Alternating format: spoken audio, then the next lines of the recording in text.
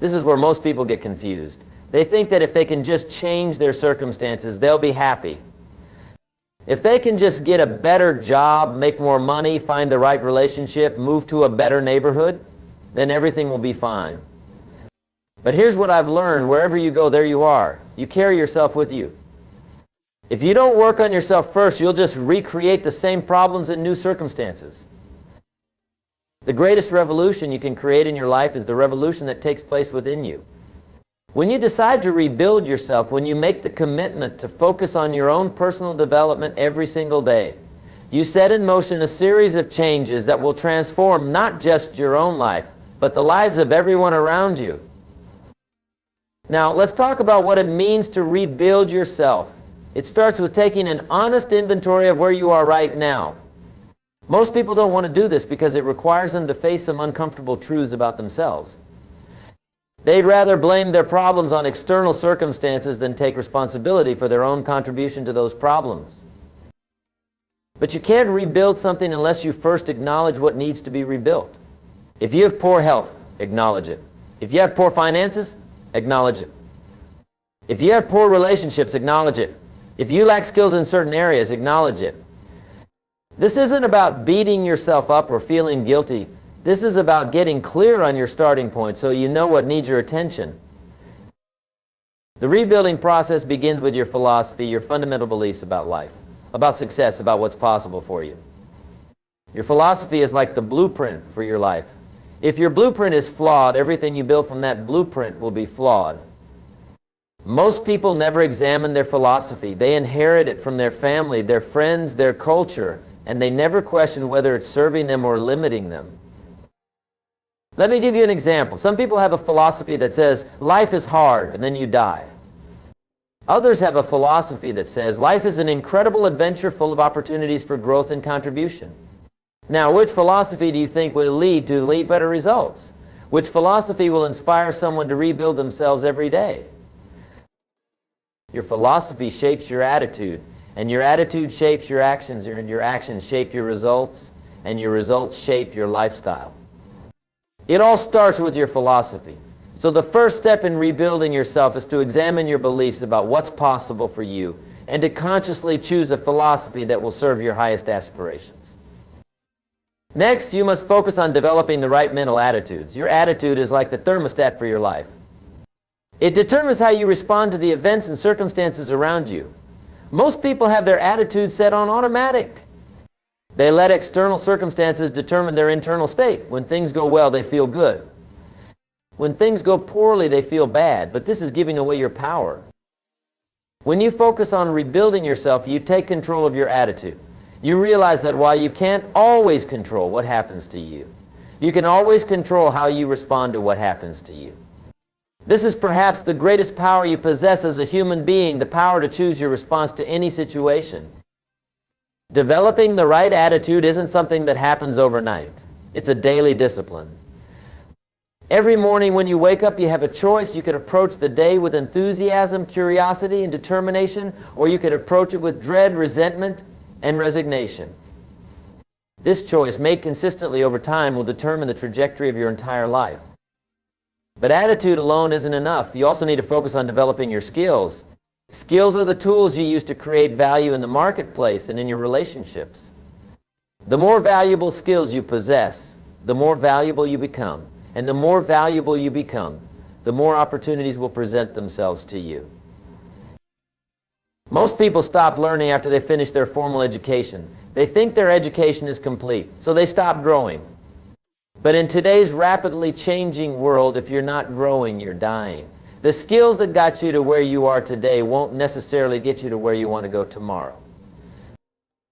The beautiful thing about skills is that they compound. When you develop one skill, it often enhances your ability to develop other skills.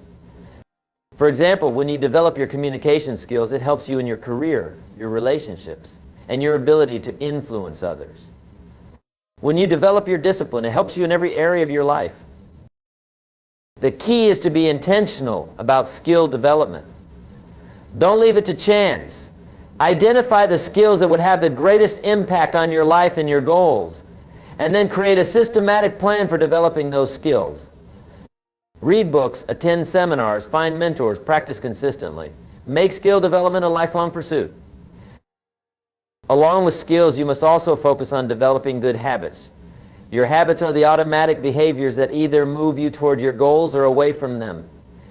Most people underestimate the power of habits because the effects are not immediately visible. But habits are like compound interest. Small, consistent actions repeated over time produce extraordinary results. Think about it this way. If you read just 10 pages of a good book every day, that's 3,650 pages a year.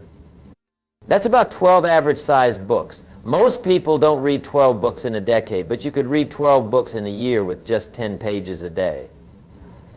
That's the power of small, consistent habits. The same principle applies to every area of your life. If you exercise for just 30 minutes a day, if you save just a small percentage of your income every month, if you spend just 15 minutes a day learning a new skill, if you write in a journal for just 5 minutes each evening, these small habits compounded over time will transform your life. But here's what most people don't understand about habits. You have to eliminate bad habits before you can effectively install good ones. Bad habits are like weeds in a garden. You can plant good seeds, but if you don't remove the weeds, they'll choke out the good plants.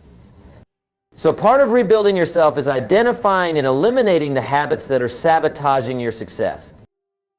Maybe you have a habit of procrastination. Maybe you have a habit of making excuses. Maybe you have a habit of spending more than you earn. Maybe you have a habit of watching too much television or scrolling through social media for hours. These habits might seem harmless in the moment, but over time they rob you of your potential. The process of rebuilding yourself also requires that you focus on your physical health. Your body is the vehicle that carries you through life, and if you don't take care of it, it will limit everything else you want to accomplish. You can have the greatest dreams in the world, but if you don't have the energy to pursue them, they'll remain just dreams. Most people treat their cars better than they treat their bodies. They wouldn't put sugar in their gas tank, but they'll eat junk food all day. They wouldn't neglect regular maintenance on their car, but they'll go years without exercising or getting a physical checkup. They understand that their car needs quality fuel and regular maintenance to run well, but they don't apply the same principle to their own bodies. When you focus on rebuilding yourself, you make your health a priority. You understand that everything else you want to achieve depends on your having the energy and vitality to pursue it. You eat nutritious foods, you exercise regularly, you get adequate sleep, you manage your stress. You treat your body like the incredible machine it is. The beautiful thing about improving your physical health is that it has a positive impact on every other area of your life.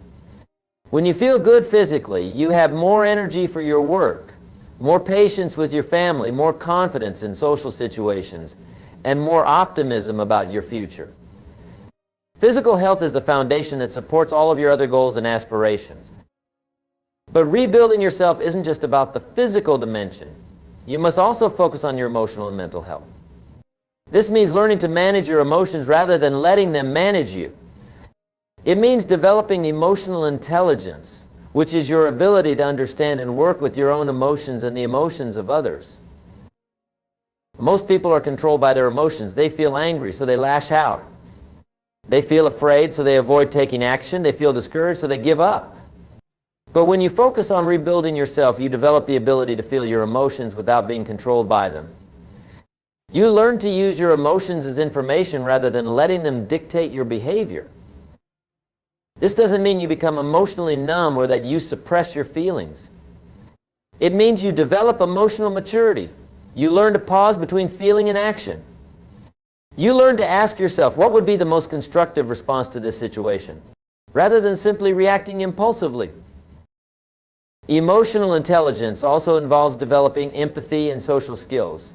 Success in life is largely about your ability to work with other people, to influence them, to inspire them, to serve them. And all of these abilities depend on your emotional intelligence. When you understand people better, when you can connect with them on an emotional level, when you can help them feel understood and valued, you become infinitely more effective in all of your relationships. Another crucial aspect of rebuilding yourself is developing your spiritual dimension. Now, I'm not talking necessarily about religion, although that might be part of it for some people. I'm talking about connecting with something larger than yourself, having a sense of purpose and meaning that transcends your immediate circumstances. When you have a strong spiritual foundation, it provides you with resilience during difficult times and direction during confusing times. It helps you maintain perspective when temporary setbacks occur. It reminds you that you're part of something bigger than your own immediate wants and needs. For some people, this spiritual dimension comes from their relationship with God. For others, it comes from their connection to nature, to humanity, to principles and values they hold sacred. The specific source isn't as important as having a connection to something that gives your life meaning and purpose. When you're rebuilding yourself, you must also focus on your financial education and discipline. Money isn't everything, but it's a tool that can either expand your options or limit them. Most people have a very poor relationship with money. They either worship it or they worship it. They don't understand it. Financial independence isn't just about having money in the bank. It's about having options. It's about being able to make choices based on what's best for you and your family rather than being forced into decisions by financial desperation. When you have financial security, you can afford to be generous. You can afford to take calculated risks. You can afford to invest in your own development. But financial success doesn't happen by accident. It requires discipline, education, and patience. You have to learn to live below your means, to save and invest consistently, to understand the difference between assets and liabilities, to make your money work for you rather than always working for money. The key is to start where you are with what you have. You don't have to earn a fortune to begin building wealth. You just have to develop the right habits and stick with them over time. Even if you can only save a small amount each month, if you invested wisely and consistently, it will grow. The earlier you start, the more time you have for compound interest to work its magic. As you focus on rebuilding yourself, you'll also need to examine and strengthen your relationships. Success is rarely a solo endeavor. The people you associate with will have a profound impact on your life. They'll influence your thinking, your aspirations, your standards, and your results. Jim Rohn once said that you become the average of the 5 people you spend the most time with. This isn't just a catchy saying. It's a fundamental truth about human nature.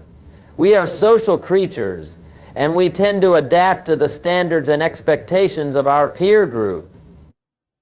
If you want to rebuild yourself, you may need to rebuild your social circle. This doesn't mean you have to abandon all of your current friends and family members, but it does mean you need to be intentional about who you spend your time with and how much influence you allow them to have over your thinking and your choices. Seek out people who challenge you to grow, who believe in your potential, who have achieved things you admire. Find mentors who can guide you, peers who can support you, and eventually people you can mentor and support. Build a network of relationships based on mutual respect, shared values, and common aspirations. At the same time, you may need to limit your exposure to people who are consistently negative, who discourage your dreams, who try to pull you down to their level. This can be difficult, especially if some of these people are family members or longtime friends, but it's necessary for your growth. The process of rebuilding yourself will also require you to develop greater self-discipline. Discipline is the bridge between goals and accomplishment, between dreams and reality. It's the ability to do what you need to do when you need to do it, whether you feel like it or not. Most people live their lives based on how they feel in the moment. If they feel like exercising, they exercise. If they don't feel like it, they don't. If they feel like working on their goals, they work on them. If they don't feel like it, they don't. But feelings are unreliable. They change constantly based on circumstances, moods, energy levels, and 1,000 other factors. When you develop discipline, you learn to act based on your commitments rather than your feelings. You do what you said you would do when you said you would do it, regardless of how you feel about it in the moment. This might sound restrictive, but it's actually liberating. When you can count on yourself to follow through on your commitments, you gain tremendous confidence and self-respect. Discipline is like a muscle. The more you use it, the stronger it becomes. Start with small commitments to yourself and keep them. Maybe commit to reading for 15 minutes every morning, or to writing in a journal every evening, or to going for a walk every lunch break. These might seem like trivial commitments, but they're not. Every time you keep a commitment to yourself, you strengthen your discipline muscle and build your self-trust. As your discipline grows stronger, you can take on bigger commitments and more challenging goals. But it all starts with proving to yourself that you can do what you say you're going to do, even in small things. Part of rebuilding yourself involves learning to think differently about failure and setbacks. Most people see failure as evidence that they're not capable of achieving their goals. They let temporary defeats become permanent in their minds. But successful people understand that failure is just feedback. It's information about what didn't work so they can adjust their approach and try again. When you're rebuilding yourself, you develop what psychologists call a growth mindset. Instead of seeing your abilities as fixed traits, you see them as qualities that can be developed through effort and persistence. You understand that intelligence, talent, and skills can all be improved with the right kind of practice and dedication. This shift in thinking is incredibly powerful because it means that your current limitations are just your current limitations.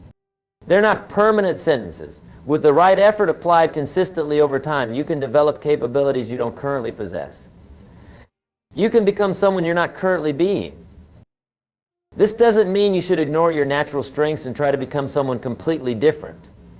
It means you should build on your strengths while also working to overcome your weaknesses, especially those that are limiting your progress in important areas of your life.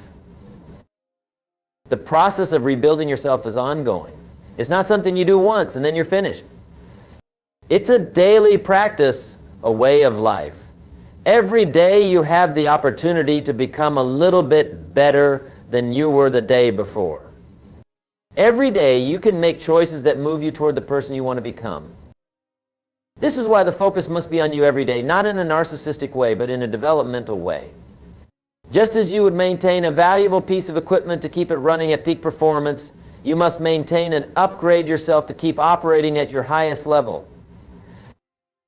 Think about the great athletes, the great artists, the great business leaders. They didn't achieve greatness once and then coast on their past achievements.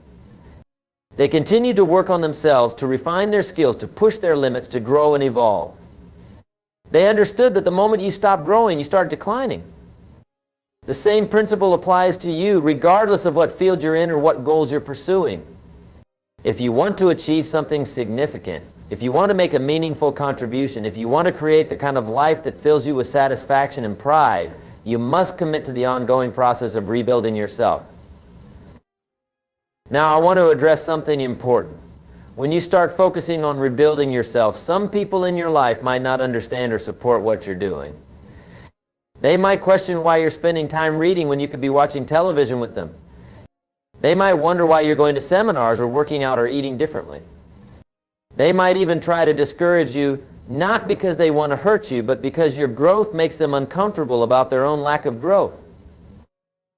This is normal, and you need to be prepared for it. When you commit to rebuilding yourself, you're essentially committing to becoming a different person than you are today.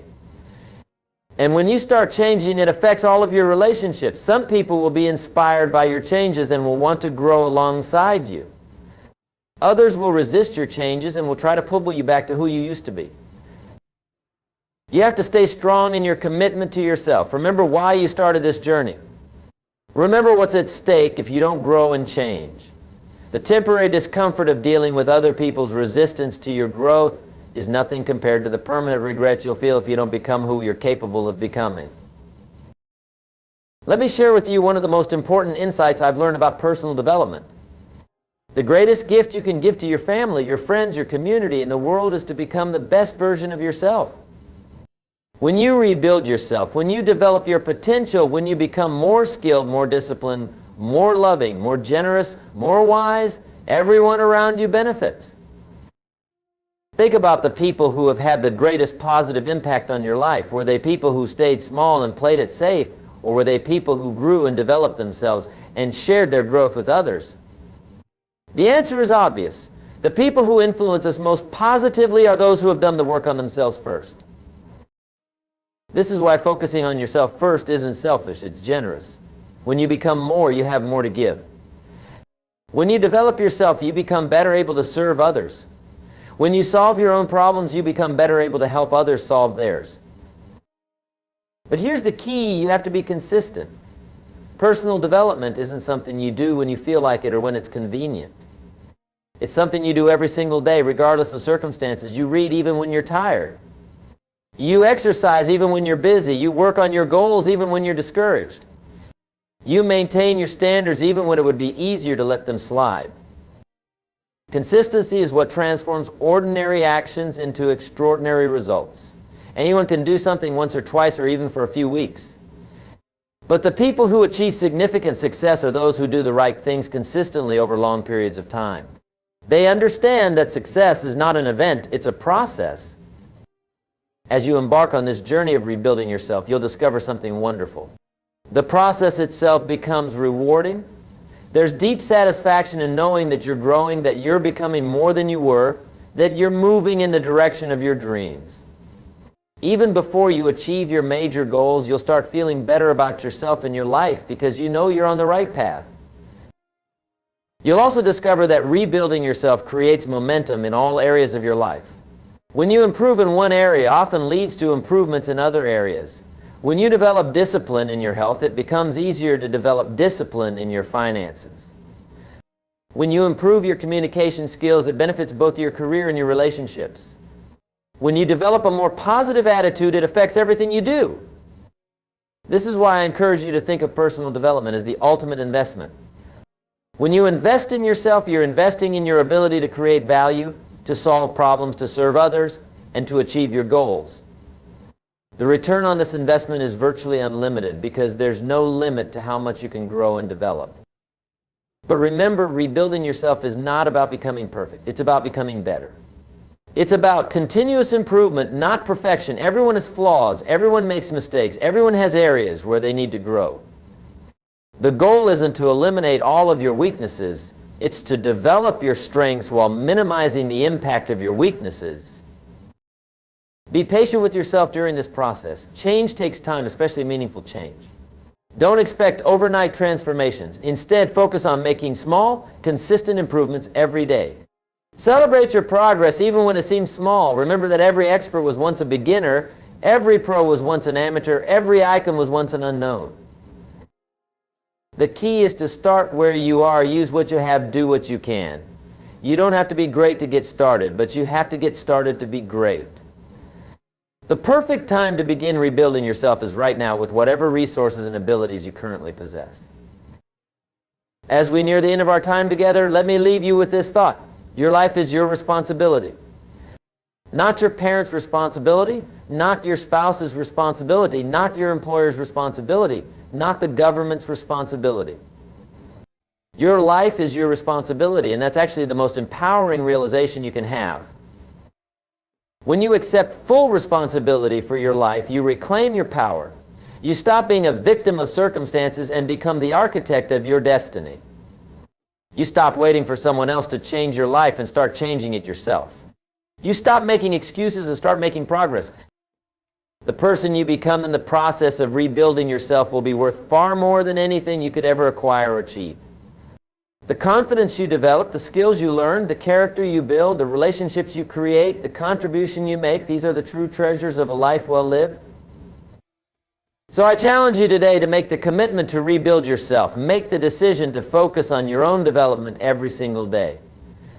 Decide that you will no longer leave your growth to chance, that you will no longer accept mediocrity in your life, that you will no longer settle for less than your best. Start with your philosophy. Examine your beliefs and choose ones that will serve your highest aspirations. Develop the right attitudes and mental disciplines. Invest in your skills and education. Build positive habits and eliminate negative ones. Take care of your physical and emotional health. Develop your spiritual dimension. Learn about money and develop financial discipline. Build strong, supportive relationships. Develop self-discipline and persistence. Learn to see failure as feedback and keep growing from every experience. Do these things consistently, day after day, month after month, year after year, and you will be amazed at what you can accomplish. You will become someone you never thought possible. You will achieve things that currently seem beyond your reach. You will create a life that fills you with pride and satisfaction. Remember, the greatest gift you can give yourself in the world is to rebuild yourself every day. Let your focus be on you, not because you're selfish, but because the better you become, the more you have to offer everyone around you. The world needs what you have to offer, but first you must develop it. Your time is now. Your opportunity is here. Your potential is waiting. The only question is, will you make the commitment to rebuild yourself starting today?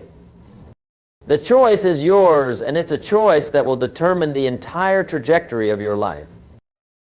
Make the choice that your future self will thank you for. Make the choice to become everything you're capable of becoming. Make the choice to rebuild yourself day by day, step by step, until you become the person you were meant to be.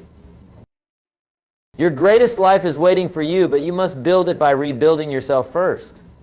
The time for excuses is over. The time for transformation has begun. Your focus must be on you every single day, because you are the key to everything else you want in your life. Start today. Start now. Your future depends on it.